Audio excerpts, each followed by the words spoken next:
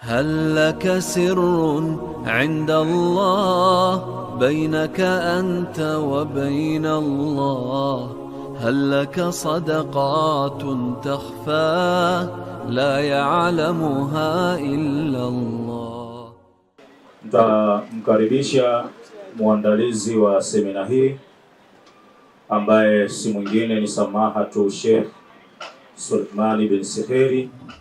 Assalamu alaikum warahmatullahi wabarakatuh.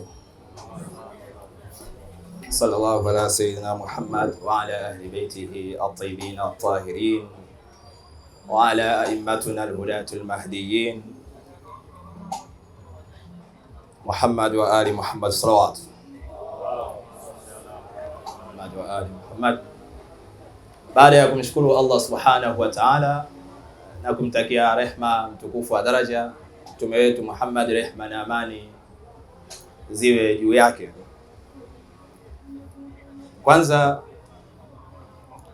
tukiwa katika miezi hii mitukufu, lengo hasa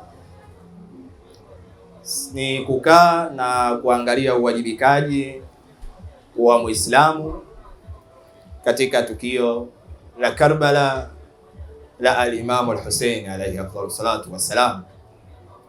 Allahumma salli ala Muhammad wa ali Muhammad. Na hili ndio la msingi ambalo linalohitajia kwa watu wote kuwajibika, lakini msingi ambao tunaokumbushwa sisi alioweka Mtume Muhammad, rehma na amani ziwe juu yake, na maneno yake Imam Hussein aliyosema, uridu an asira bisirati jaddi, nataka nitembee katika sehemu alipotembea babu yangu.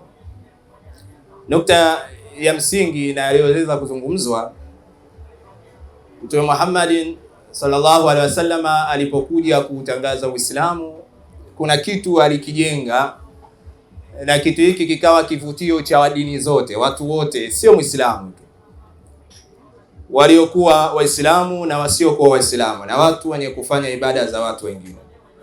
Kitu alichokijenga ni mwanadamu kuwa na hisia ya uwajibikaji, ya unyenyekevu katika kuhudumia wengine. Na hiki ndicho alichokitaka al-Imam al-Hussein, kwamba wote tunavyotembea au tunavyoishi kijamii, tuwe na ile hisia kwamba nawajibika na maisha ya mwingine. Ukiwa huwezi ukabeba dhana ya hisia kuwajibika kwa mwingine, basi ile dhana ya binadamu ya utu inapotea katika mazingira ya mwanadamu. Kwa hiyo ili tuweze kuendana na mazingira ya utu, ni kuweka hisia zetu kwa namna moja au namna nyingine, maisha yangu yanawajibika na watu wengine. Na nyanja hii hatuzungumzii kidini tu, bali ni nyanja pana ambayo kwa wanadamu wote inabidi wawe na hisia ya namna hiyo. Ndio maana Bwana Mtume anasomwa katika dhana ya mwanadamu ambaye aliyokuja kuthamini maisha ya mwanadamu. Na hiki ndio al-Imam Hussein alichoweza kukihitajia, na ndio maana katika moja ya sehemu tunazokukumbukia kwamba tukio la Karbala juu ya nyanja ya huduma kwa jamii, kwa sababu ndiyo maisha ambayo kizazi hiki kinaweza au kizazi hiki kinahitajia kwa sisi wote tuweze kuitumikia jamii kimaadili, kisera, kiuchumi na kisiasa, na mambo mbalimbali ambayo yanatuongoza mmoja mmoja katika kunyoosha maadili yetu na tabia zetu. Na huu ndio mwenendo wa Mtume, na huu ndio mwenendo wa mwanadamu, na huu ndio mwenendo wa Muislamu. Dhana yako, kuishi kwako, lazima uwajibike. Kama hautoweza kuwajibika, hata kama Muislamu, hautovuna kile cha al-Imam al-Husaini alayhi afdalu salatu wassalam. Katika nikikumbuka maneno ya al-marhum Ayatullah al-Uzma Sayyid Khamenei au Khamenei, alipokuwa anakaa na vijana katika moja ya mazungumzo yake, anasema siwahitaji nyinyi kuendea katika shahada, yani mkawa shahidi katika umri wenu wa vijana. Hapana, bali ninachokuhitajieni ni kwamba maisha yenu nayataka muishi kama waliojitolea katika njia ya Mwenyezi Mungu Subhanahu wa Ta'ala. Hii ndiyo nafasi ya kijana, athari yake ionekane katika jamii aliyokuwa nayo, na ndiyo mashahidi waliouawa na waliokufa katika njia ya Uislamu. Lengo lao lilikuwa kwamba athari yake ameiacha katika sehemu ya dunia ya wanadamu na ya Uislamu. Kwa hiyo hata sisi tunahitajika kuishi katika dhana ya namna hii, kwamba maisha yetu yawe na athari katika mwenendo wa dini yetu. Karbala ituchukulie ni funzo ambalo sisi tunaweza kusimamia maadili ya vijana na maadili ya ubinadamu katika mwenendo wa maisha yetu. Leo hii tunaishi na sera mbalimbali kama zilivyoweza kuelezwa. Kuna sera ambazo zenye kumbomoa mwanadamu, lakini kuna sera ambazo zenye kuleta mapinduzi ya elimu katika kumbomoa kijana na mwanadamu vile vile. Lakini kuna sera mbalimbali ambazo hizi zote watu kwa namna moja au namna nyingine wanakaa kuhakikisha ile misingi imara inaweza kutolewa.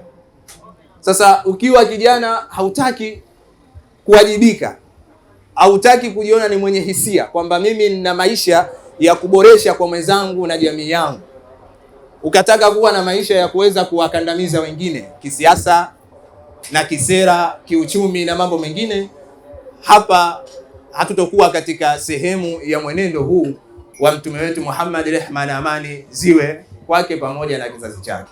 Kwa hiyo tunavyozungumza matukio kama haya ni katika matukio kwamba sisi wote vijana, na alhamdulillah hata tukio hili vile vile walioandaa maandalizi haya ni vijana, sio taasisi, ni vijana.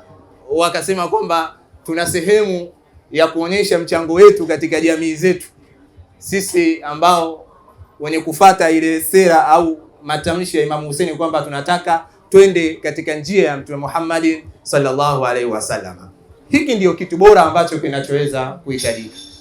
Tusiwe mizigo katika dini, tusitarajie dini tubebe sisi, bali sisi tuibebe dini.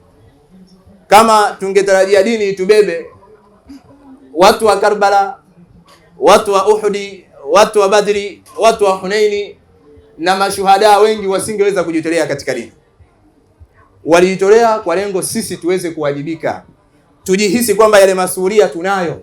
Uislamu wetu unatuhitajia sisi mambo mengi ya kuweza kuinua kijana wa Kiislamu. Leo kama kuna maswali yameulizwa katika sera ya elimu, hakuna mwingine wa kuipambania sera ya elimu zaidi ya wewe mwenyewe. Lazima uweze kuipambania sera ya elimu iwajibike katika sehemu iliyokuwa nzuri. Sera ya uchumi, lazima ujiulize kwa nini watu wanaishi katika umaskini. Bwana Mtume hakutengeneza taifa la umaskini, alitengeneza taifa ambalo ukiisoma historia vizuri katika wananchi wa Al-Madina Al-Munawwara palikuwa hakuna mtu fukara wala mtu wa chini. Nchi ambayo ilikuwa na uchumi wa kati na kila mtu anajiweza katika mwenendo wake. Na haya ndiyo kizazi cha Bwana Mtume kilijitahidi sana kuweza kuboresha haya mambo ambayo leo tunayaona katika sehemu ya kuzoresha maendeleo na ustawi wa jamii tulizokuwa nazo. Kwa hiyo nihitimishe tu kwa kusema jambo hili la Karbala ni fikra ambayo tunayokuwa nayo, lakini ni fikra inayohitajia sisi vijana tuishi katika mienendo ya hisia za wengine, kuwajibika kwa wengine na kuwasaidia wengine. Kwa namna moja au namna nyingine utakuwa umeisaidia dini ya Mwenyezi Mungu Subhanahu wa Ta'ala, na umewasaidia watu waliopambana dhulma, waliopambania dhidi ya dhulma na uadui na maovu kuto kuenea katika jamii tulizokuwa nazo.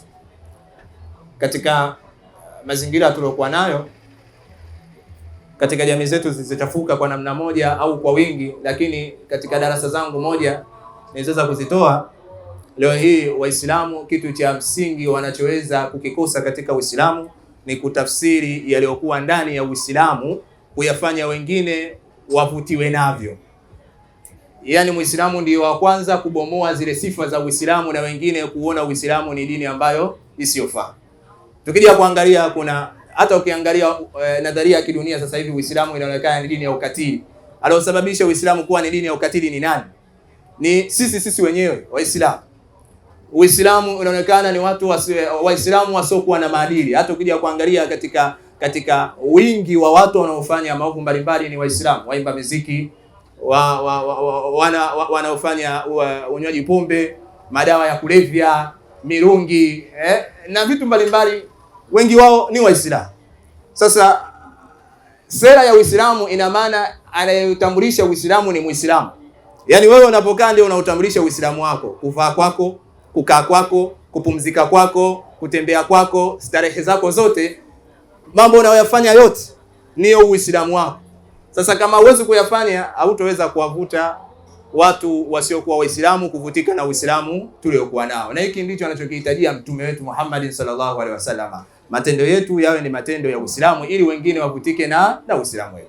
Na ndivyo anavyozungumza Imam Jafar Sadiq kwamba sisi kwa wao tusiwaangalie tu tunawasoma imamu alifanya hivi, viongozi walifanya hivi. Hapana, tuige matendo yao ili tuwe ni watu wazuri katika jamii tulizokuwa nazo.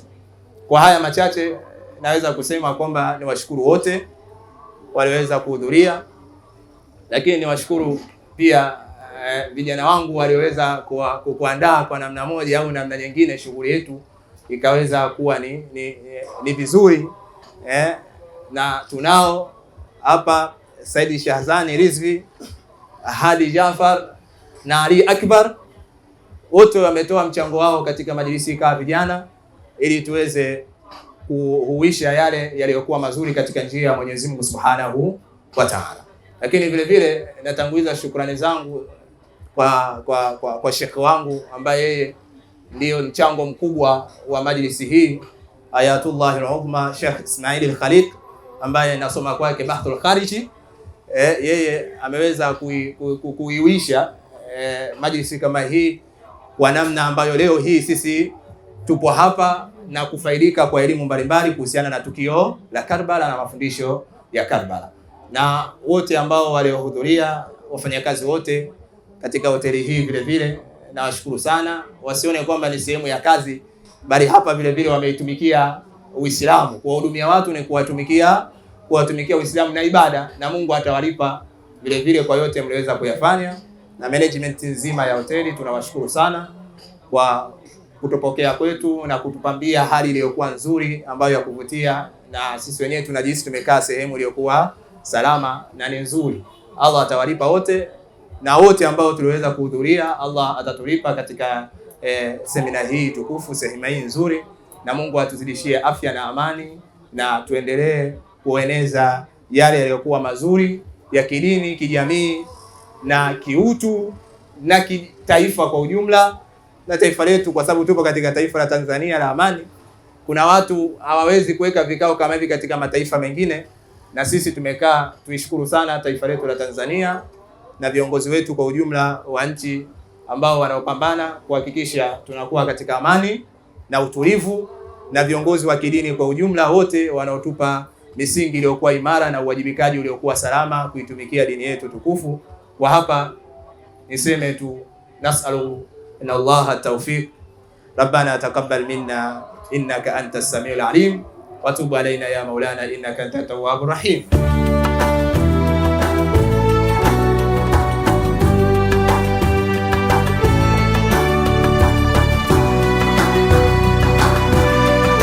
anta nurullahi fajran jita ba'da al-usri yusran rabbuna a'laka qadran ya